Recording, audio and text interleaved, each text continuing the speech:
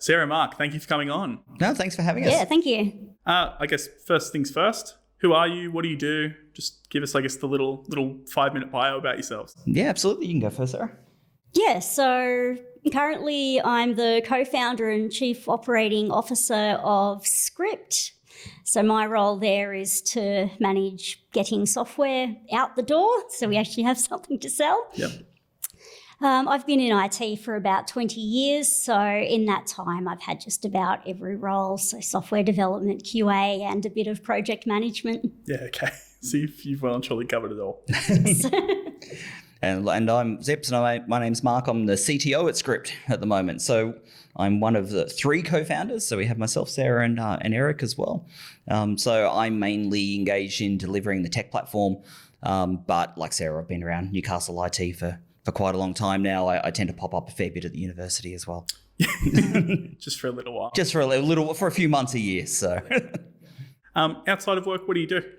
Kids, pretty much. We're pretty settled out in the western suburbs of Newcastle. So, but between work and kids, we're a bit of a karate family. We tend to spend 4 nights a week at the dojo out at Cameron Park. A bit of a mixture between training and teaching. So, my son and I teach classes together out there, and that's awesome. It's something a little bit different. Gives us a good stress relief after a long day at the office to be able to, go punch something for a few hours. Yeah, I can understand how software development could elicit that sort of reaction. Fair enough. I imagine this will be sort of the first instance people have heard of Skript, or for a lot of people. It's a fairly new company. You've kind of been in stealth mode for the last while. What is Skript? Yep, so Skript is a new fintech.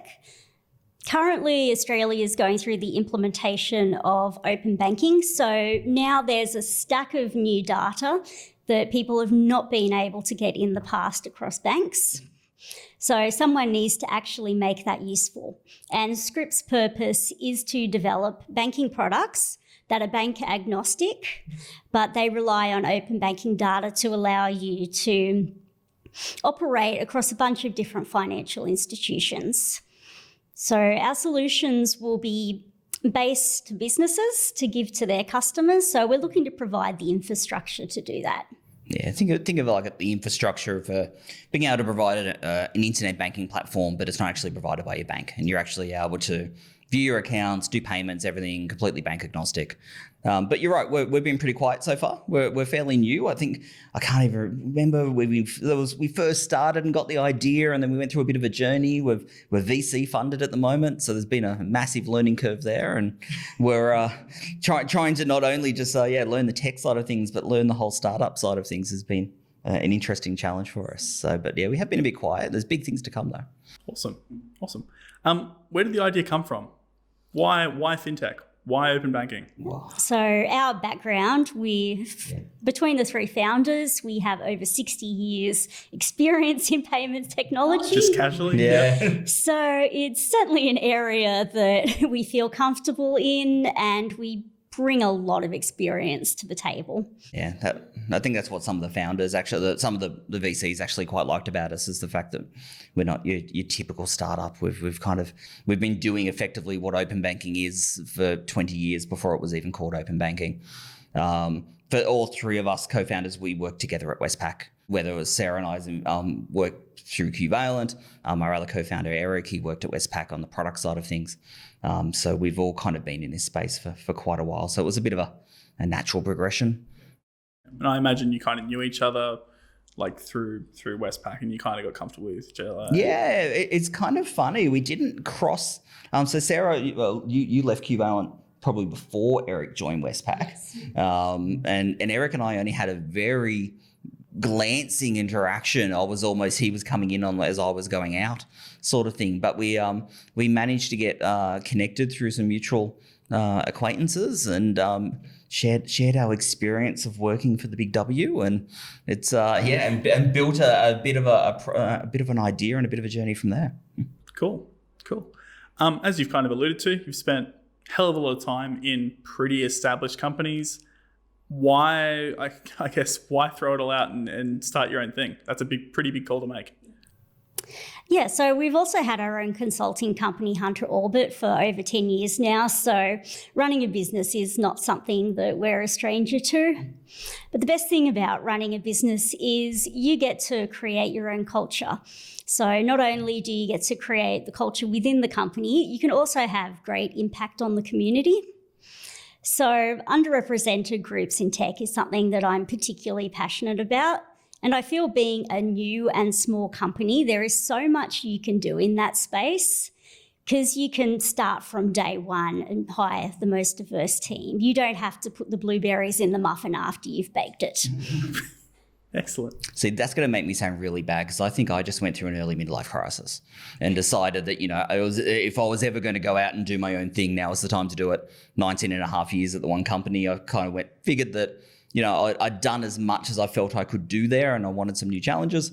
I actually worked full-time on Hunter Orbit for a good year, sort of in between working at Co-Founders and coming on board with Skript. So we still look after Hunter Orbit in the background. We've got a few students that have come on board that we've employed that are sort of running the shop for us at the moment while we focus our energy into Skript.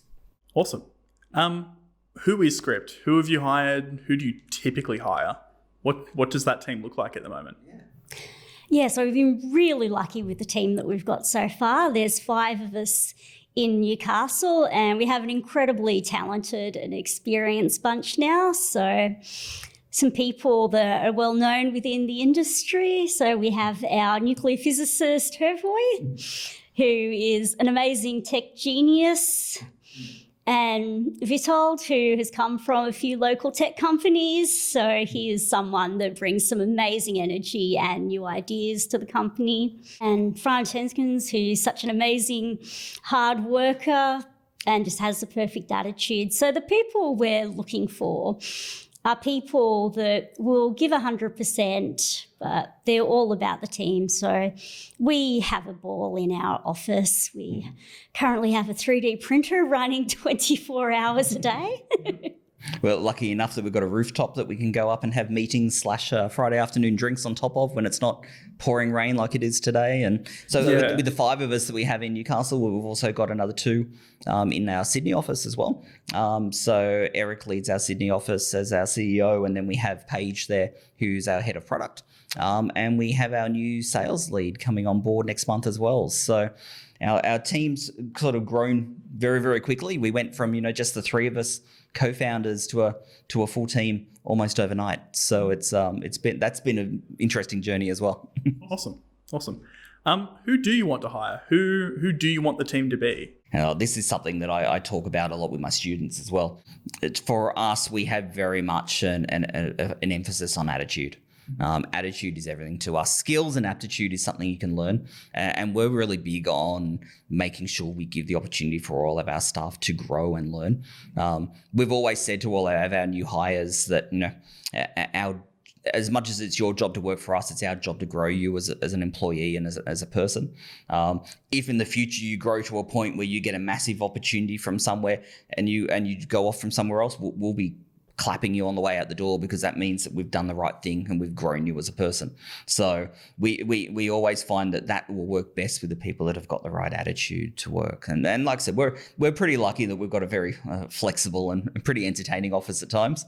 But that's the sort of thing that we mainly look for. It's those people that are keen, have a keen interest in not only the technology side of things, but the engagement and the outreach side of things as well. Yeah, and we're looking for people in all stages of their career. So the graduates, the mid people, and the seniors as well. Yeah, so we so far we've hired fairly seniorly. But I think that'll probably change over the next sort of 12 months as well. Obviously, we've got, with our relationship with the university, we're going to be doing a lot of work integrated learning projects, and Hunter Orbit itself's got a bit of a history of hiring directly out of that pool.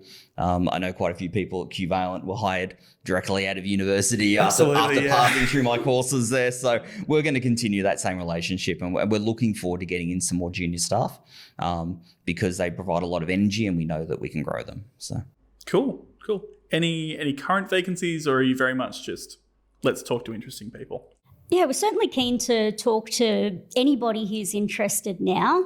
As far as hiring, that's probably something we're going to be looking to do again in the middle of the year. But we will have a big variety of roles on offer. So we will be looking for developers, DevOps people, information security people, QA people, business analysts and project managers, a wide range of roles for people. Yeah, and we're very much tied to our sort of funding cycles as well. Which is interesting because we've pretty much hired our full stack that we've budgeted out of our seed round of funding. But we're very much sort of in the discussions with our VCs around Series A's and things like that. So there's lots of exciting announcements there to come, and that will just flow into more recruitment as well. We're currently based out of the Watso office over in Newcastle West, which is kind of cool because that's brand new. I think we were the second company in there, maybe something pretty close. But that gives us the ability to grow too, because we can just keep borging out from the corner that we're in at the moment and taking over more and more offices. So that's the current plan. Awesome. While I'm thinking of it, what's your tech stack? Well, we this is one of the good things about being in a greenfields environment with so many smart people is we're building everything from the ground up. So we're very AWS centric. We've got a long background with AWS. Sarah and I are both certified. Certifiable and certified. But we're taking the opportunity to do a lot of practicing what we preach. I like to instill microservices architectures to students, and this is a good opportunity for us to get away from the monolithic software development of large tech stack companies, and we're going full microservices, but knowing that we're going to be hiring, knowing what the Newcastle IT space is like, and knowing that we a lot of what's taught out of the university. We've picked a Java stack, and so we've gone through and tailored it, knowing so that we'll be able to get the staff that we need, and we won't have to have a massive uplift. But it's kind of cool. It's great to be able to work on a brand new stack from scratch, and to be able to use all the latest tech. All right, so we'll change tack a little bit. You've both lived and worked in Newcastle for a decent amount of time now. The tech, I guess the phenomenon we're seeing at the moment is moving to Sydney companies, that sort of thing. Why did you stay in Newcastle?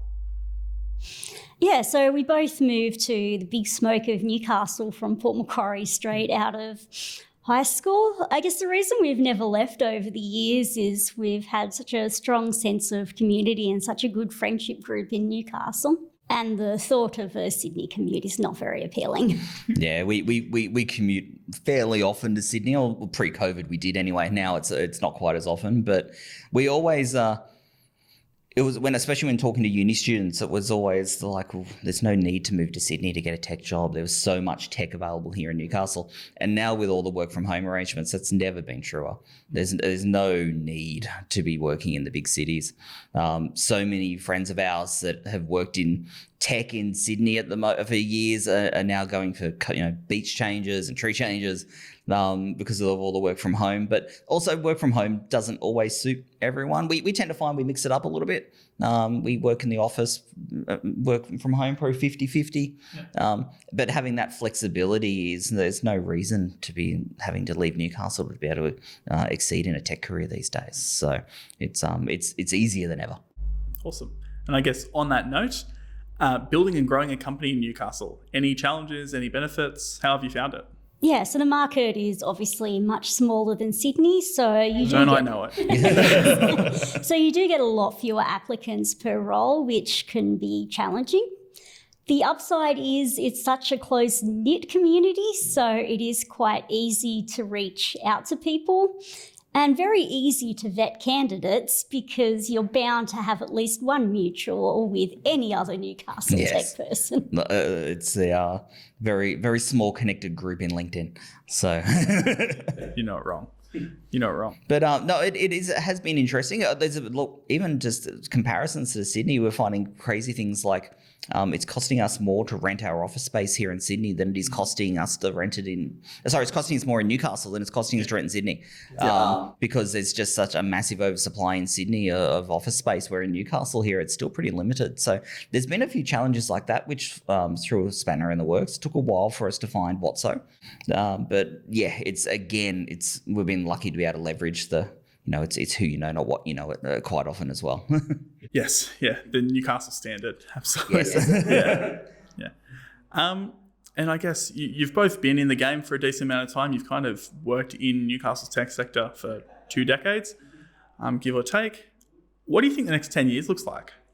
Yeah, so I think the rise of Sydney companies hiring remotely is going to be a huge change to the Newcastle industry, because you're not just competing with the other Newcastle companies for candidates anymore.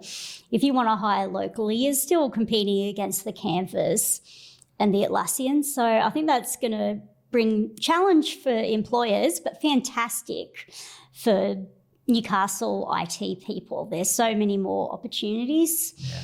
I think in the startup space, Camplify going public was a huge thing for the Newcastle startup space. And both the Newcastle University and Newcastle City Council are doing a lot to encourage startup activity in the area. So I'm really optimistic that in the next 10 years, we're going to see some huge things come out of Newcastle in regards to startups. Yeah, and I think it's going to be really, really important because of those things to make sure that we do stick together as a community.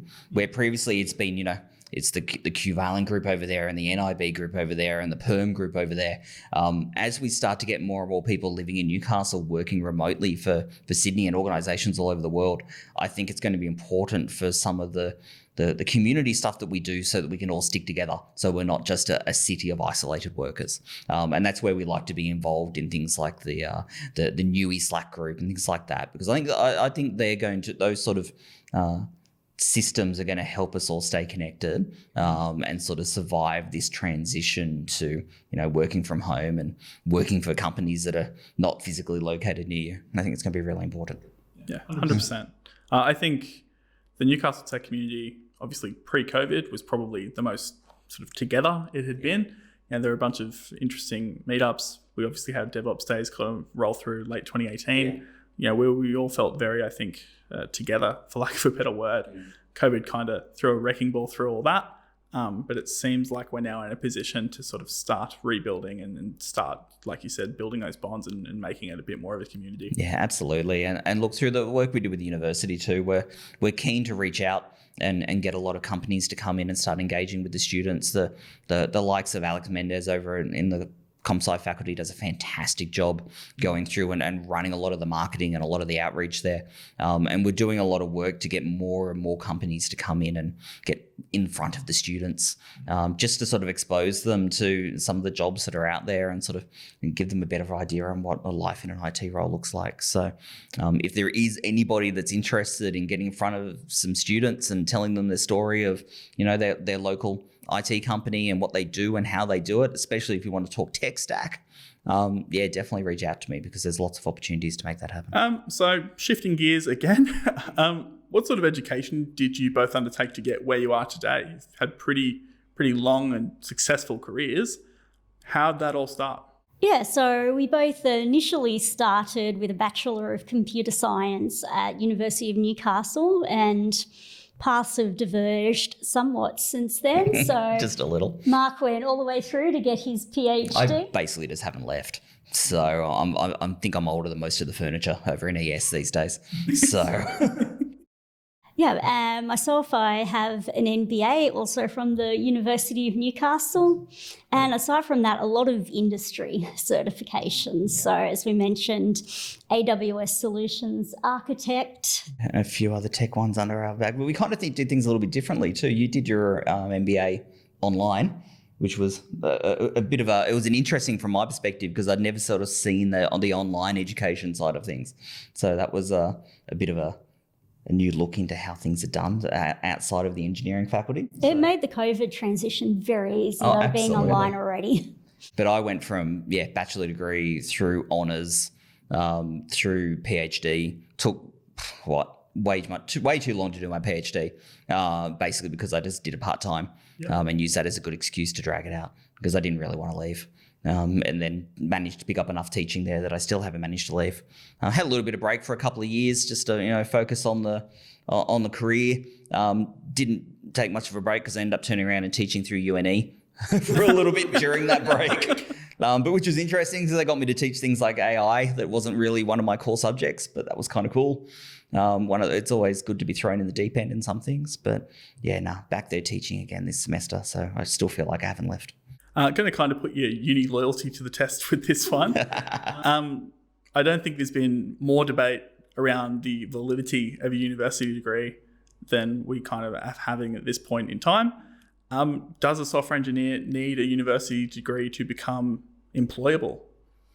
I am a little biased, obviously, in answering this one, being that I do have my latest contract sitting in my inbox to sign. But when comparing sort of people that come through, especially our software engineering and computer science degrees, which are the two I've had the most exposure to, and comparing them to people that are maybe TAFE or a bit self-taught and things like that, what I tend to find is that from a technology perspective and like skills in, Java and this and that platform, this platform, they're relatively on par. They walk out of those whatever education path they're doing there, and if you ask them to write some Java code, they'll write some Java code. What I personally find a little bit different with the people that actually graduate through the universities, they also then walk out with some additional skills, and those skills are more around being how to tackle a problem. We spend a lot of time in giving students problems and asking them to pull it apart and work out how to address it. We also tend to find that they're a little bit more platform technology agnostic. So a great example is I've got a fourth year software engineer working for me at the moment. He's doing Java all the way through university, and his first day in working for us at Hunter Orbit, we threw in PHP. And he's just eating it up. He didn't leave. And he didn't leave. I know. I was a little bit concerned. But that's the sort of skills that we see for people coming through the academic sort of arena there through the university, is they tend to be that little bit more rounded, and they tend to be able to be thrown at problems rather than just go write some code for me. Obviously, I'm relatively biased in this, but that I've hired on both sides of the spectrum, and going through people that have just come and been self-taught versus people that have come through the university, and that's just been my experience. So. Yeah, saying that, I know personally I've worked with plenty of very talented people who haven't gone through a computer science or software degree. So Hervoy, one of the best software engineers we know, actually has a physics degree, but still over the years has become an amazing software engineer. But in saying that too, being that fact it's not as much he's gone through and he's had an academic degree, and I think even though it was in physics, it still taught him a lot of the skills that you actually would learn out of the university. So sure. The other big thing we find out you get out of the university type arrangement is that you do a lot of industry engagement as well. Mm-hmm. And that's something I think the University of Newcastle has improved a lot on over the sort of last 5 or 6 years. Back when I was teaching, around 2015, there was none. There was very little engagement with industry at all. But over the past few years, with the work integrated learning subjects coming through, and even just there's a push at the moment to make sure that every single subject has at least one industry person come in and give a bit of a presentation. And so the university is really starting to see the value. And not only does it help sort of I see it as really great at allowing the students to take what we've taught them and work out how to apply it to the real world. So they can go through I can understand that. We learned about that here. But from the flip side, I think the students also then start to learn about the local industry as well. And they can kind of go, hey, I like those guys, and I want to inquire more about them. And it sort of gives a bit of confidence to the students that, when they walk out the door, they'll actually be able to find a job at the end of their degree as well. Yeah, 100%. I guess on that note, any pathways you think make sense for prospective, tech professionals that maybe are a bit off the beaten path? Any sort of degrees that maybe don't come up in the first page of Google searches? Oh, look, the university market at the moment is a little bit contracting from the degree perspective. There's a lot of those more esoteric degrees are actually being cut out purely because changes in government funding. In saying that, personally, I'm getting a lot more exposure to students that are doing IT degrees these days versus comp sci and soft eng. Historically, I would have said if I was going to hire someone to write code, I wouldn't have thought of anybody outside of a software engineering degree or maybe a comp sci degree. But I'm actually seeing a lot more of what the IT students do and starting to get a much better appreciation for the types of skills that they can provide as well. So we tend to talk to anybody out of all three of those degrees, but we have all sorts of problems to solve, and not all of them are technology problems as well. So I guess that's one interesting thing. Personally, the companies I've worked for in the past have been purely everyone was tech.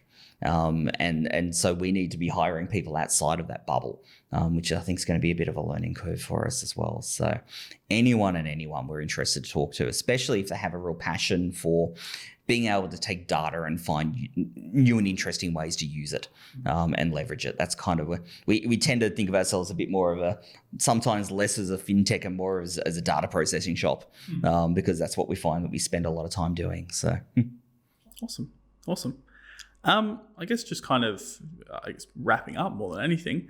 So you've both kept pretty busy. You've got your fingers in a lot of pies. Anything else that you're up to that you think's worth mentioning? Yeah, so this year's Skript is looking to partner with HunterWise. So that's an initiative that's been born out of the University of Newcastle. And it's about getting women into IT careers. So they get in nice and early with the Year 8 kids, reach out to the schools and talk to both the boys and girls about the prospect of a career in IT. And for new IT professionals, there's also a lot of mentoring and networking events. So that's a fantastic initiative that gives back to the community and also diversifies the IT industry by just giving women and other underrepresented candidates a bit more of encouragement and to make them think about a career in IT where they may have seen it as a very boys' own geeky kind of area that may be a bit intimidating if they're the only girl in the room. Yeah, I think the mentoring side of that's going to be one of the most important things, because I think the mentoring allows them to see that there is so many strong female and underrepresented IT people in the Newcastle area, so they can see the evidence out there of how well they're doing and then actually can picture themselves in those sort of careers. So I think that's going to be a really big thing for the Newcastle area as that continues to grow. Yeah, there's probably a good element in there of just showing students at that level that there isn't just software development jobs. There's a whole wide world of jobs out there. You don't need to cut code for 40 hours a week to be a tech professional. Yeah, no, absolutely. And look, we're super keen to be getting involved with the work integrated learning students at Newcastle Uni this year. We've just about to put up 6 or 7 different projects, not just out of Skript, not just out of Hunter Orbit. We've got partnerships with some other Sydney companies that we work with that actually we're engaging. We've got some projects out of ag tech space as well. If you want to learn about running Raspberry Pis out on farms to weigh cattle as they get fed, then I'm the guy to talk to. We can line up a project there for you, no worries. We've got all sorts of things in the burner. We always said that we wouldn't do this, but we've kind of ended up with 2 to maybe 3 full-time jobs. Again, which is something a few years back we said we'd never do, but it's a little bit different when it's your own company. You kind of it doesn't feel like a job. It's an adventure more than anything else for us. Drag well back in. Oh, absolutely. Yep. And university starts again in a couple of weeks, so I better start prepping for that. Otherwise, my students will eat me alive. So. You'll be fine. Just wing it. Just getting, I guess, down to the tail end of it. How do people find out more about Skript? Yeah, so there's a few channels that we're available on. So there's the Skript website. Happy to have a look at that. We'll drop a link in there. Yep. If you want to talk to Mark or myself directly, we're on the Newy Slack group. So that's Newy with 3 Ws. Mm-hmm. We're contactable on LinkedIn, and you can email us at either Mark or Sarah at skript.com.au. With a K. Skript with a K. In case you don't see it on the shirt. In case you don't see it on the shirts, yes. Well, this is our corporate uniform today. We're very dressed up for this. Is very much overdressed for us. Look, we'll take whatever we get. Yep, absolutely. Even if it is a soaking wet black T-shirt after getting caught in that horrendous storm. We survived. We got through it. All good. Anything else you guys want to plug? No, I think that's about it. Look, we appreciate your time. It's good to have a chat. And look, we're always after talk to anybody who wants to get more engaged in the Newcastle IT scene. We're always looking for new recruits, but we're always looking for new projects and distractions as well. So happy to have a chat with anyone. Awesome. Well, thank you both so much for coming on. Thank you for having us. Yes, thank you, Liam. Thanks to NTP. No dramas. And for you listening out there, wherever you may be, thank you for listening and thank you for getting through it. Cheers.